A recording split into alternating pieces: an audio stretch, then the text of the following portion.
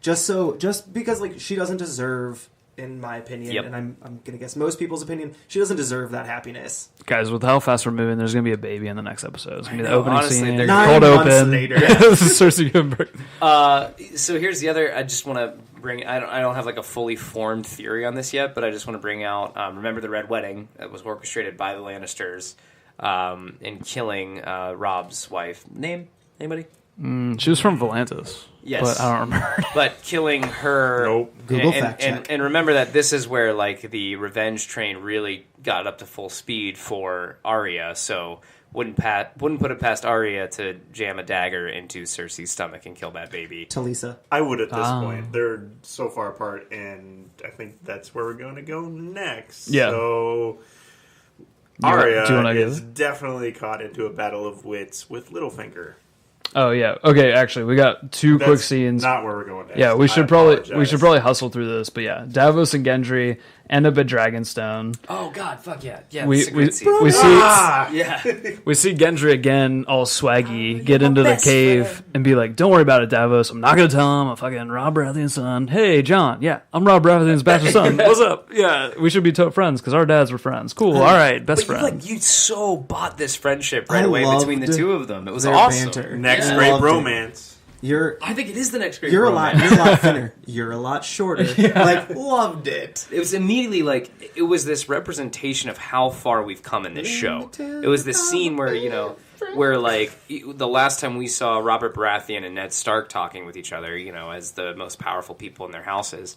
Now we're so far removed and so far past it that their two bastard sons have become like the next. It's what Dany stands for, right? Like they even mentioned it in the previous episode. A bastard doesn't mean anything to Missandei or anybody else on the island at Dragonstone, and the two of them are now together in the cave with Davos, who's also a bastard, saying we're gonna fucking defeat the White Walkers and bring actual peace to the realm. Bastards. Isn't that cool though? Like I mean, that's a serious awesome, man. Yeah. So I thought that was a really cool tie together. So they have a great moment there.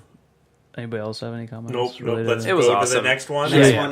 No, it's not the next one. So we still have one more. So there's a moment between Tyrion and Jorah where he gives the slaver coin back to. Yeah, tell me about the slaver coin. I'm sorry. That did happen. I vaguely remember that. So Tyrion basically bought Jorah's freedom at one point. That's right. Yeah. So and it was with that particular coin.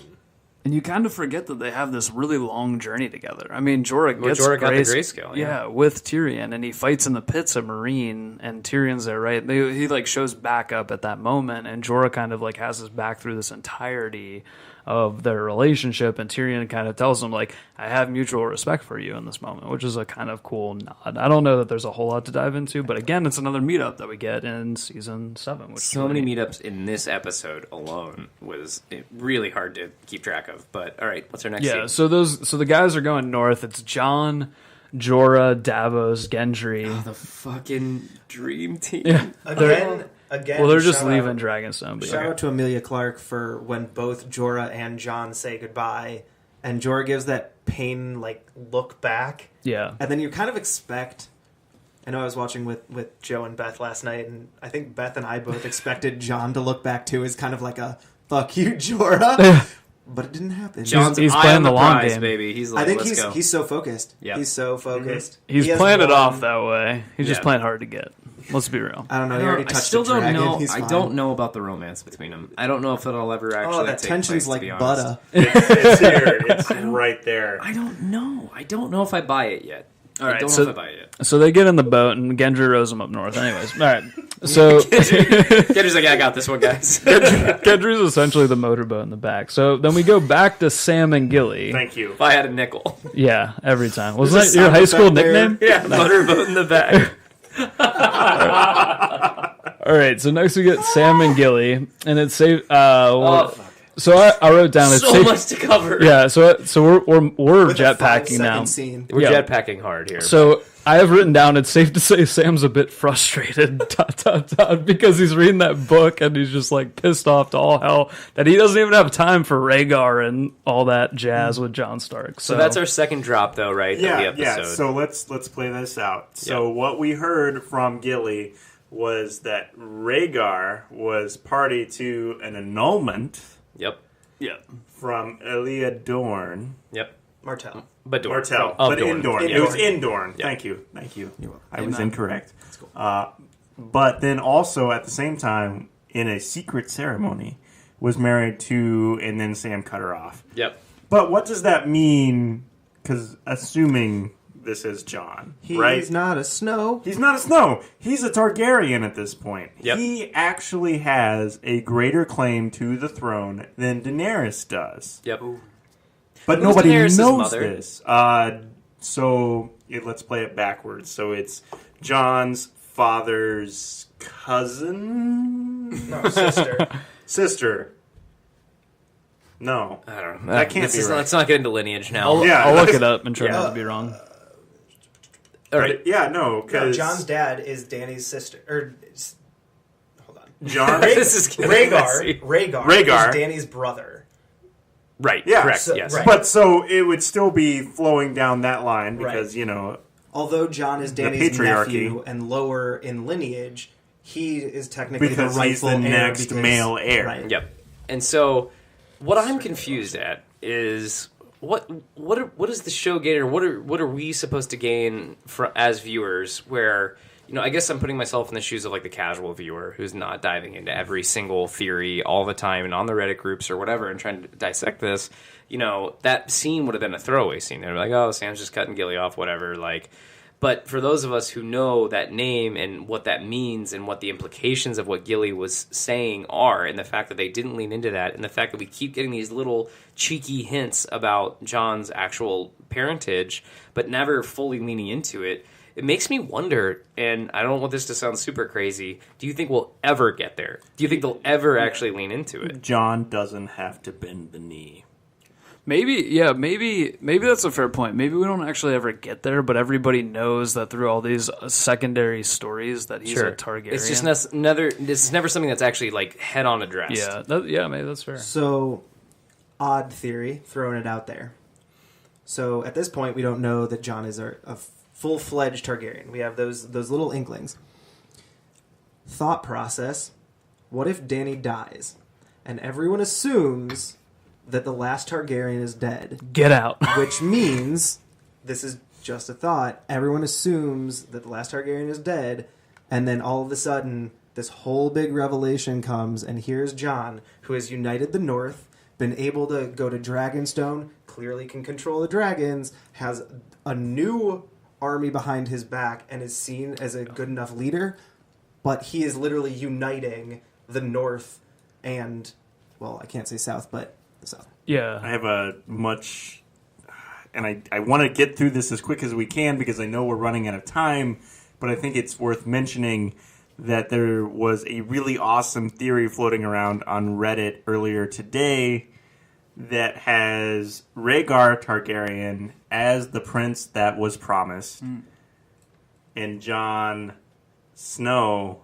as Lightbringer. Oh. Not a literal sword, but the weapon that ends the White Walkers. Yeah, I think that's a cool theory, and I think like the whole Aegon piece and everything that and the way it ties together could make a lot of sense. What I get from the lineages and the connections is Jon is this all unifying person where he has he doesn't have lineage, but he has actual family love from the Starks. But he's also a Targaryen, right? In behind the scenes, and then he's also kind of identified as a bastard his entire life, so a completely independent person. But there are people now on both sides of the war that have family on the other side of the war. And so I feel like Jon Stark is the actual epitome of like, all right, well, the Mad King, but also Ned Stark, who was probably the most honorable man in Westeros, plus all these other people, plus he represents every bastard that ever was, plus the wildlings, right? So there's like all of these tie-togethers from other sides of the war, and he kind of resembles that for me as a viewer of the show. That's awesome. I dig Yeah. it. I dig it. All right. Okay, are we talking about the Dream Team yet? No. So What the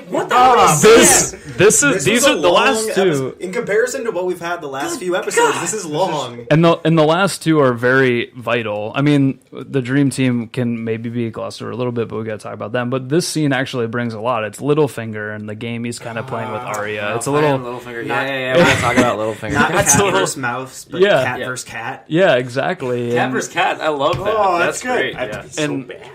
Kind of Go pee. Oh yeah, get out of here. So what I kind of felt like this entire scene was like, okay, Arya's got to beat on Littlefinger, and I think as fans, obviously that was kind of the role they wanted to play. It's what they wanted us to feel. It's what they wanted us to think. And then all of a sudden, he's just creeping there in the corner like the fucking dude with the mustache, right? I think it was the showrunners after the episode. Did you guys watch like the behind the scenes or something? And they were talking about how Arya is used to being the person who is, the upper hand spying on other people, but she's never dealt with someone who has that same skill set and maybe more experience doing it than Arya has. You know what I mean? Yeah. And so now she's evenly matched against, Littlefinger, who knows that there is a, cat on his trail and is trying to throw her off as fast as he can. And to get into, without getting into the scroll that she read, so that was essentially the scroll that Sansa was made to write. Yeah, and I have it. You want me to read it real fast? That'd be Because I great. think it's worth Can it, you? actually. Yeah, absolutely. So it's written,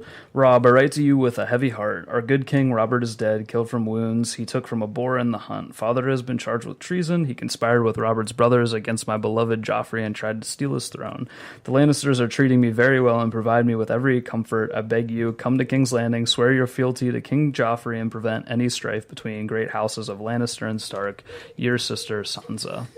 So it's actually her writing to Rob at the time saying, listen, everything that's going on here is kosher. He died. Our dad was an asshole, and you should come swear your fealty. So in my opinion, it's obviously like, all right, well, this is complete bullshit right off the bat. Us as the viewer knows that. Yeah, Arya, yeah. while she's reading it, doesn't. And what I think is so interesting is even before she gets into Littlefinger's room, he plants the seed because he looks at Woken and he goes, Lady Stark thanks you for your service. And it's like planting it that it was Sansa's call to get this scroll. Yeah. Which, rewind, he knows that all of these scrolls are kept because Maester Luwin had this insane record of all of the scrolls. So I was wrong because I thought it was going to work against him. Right. This is obviously Littlefingering and pulling his crafty shit.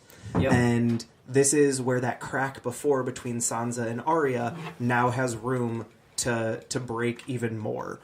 And Littlefinger has found his way to get back in. What's interesting too is like he found the way that would be the most believable too for Arya, because even earlier in that episode, when we last left, when Arya last left Sansa, she was, a princess, and had all the things that she wanted. Now, I think they've come to an understanding that both of them have been through some shit to get to where they are now.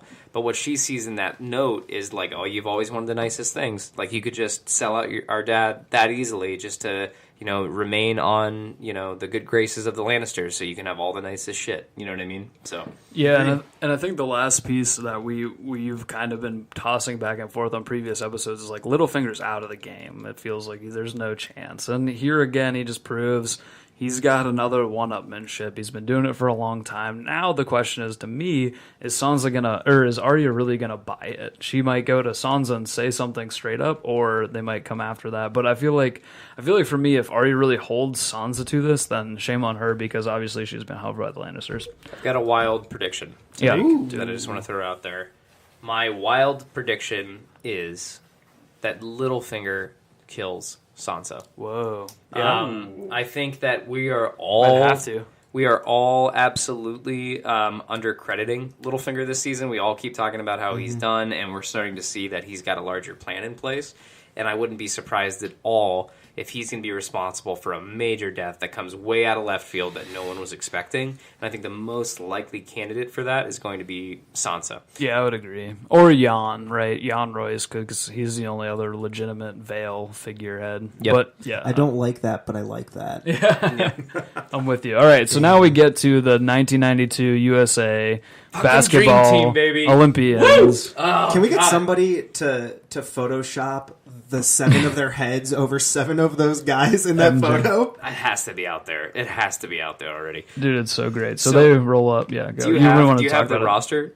Do you have the roster? The 7, I know who the 7 guys are, right? But so the 4 that show up are Gendry, Davos, Jon, and Jorah. Yep. And then the 3 in the cell are the Hound, Beric, and Thoros. Jesus Christ. And then some randos when they walk through the door. There's like some dudes in the background. Yeah, it was like Tony Kukoc. Those dudes are dying so quickly. They got the fuzzy face in the back, like they were focused up and unfocused in the back. Those guys are dead. Oh, they're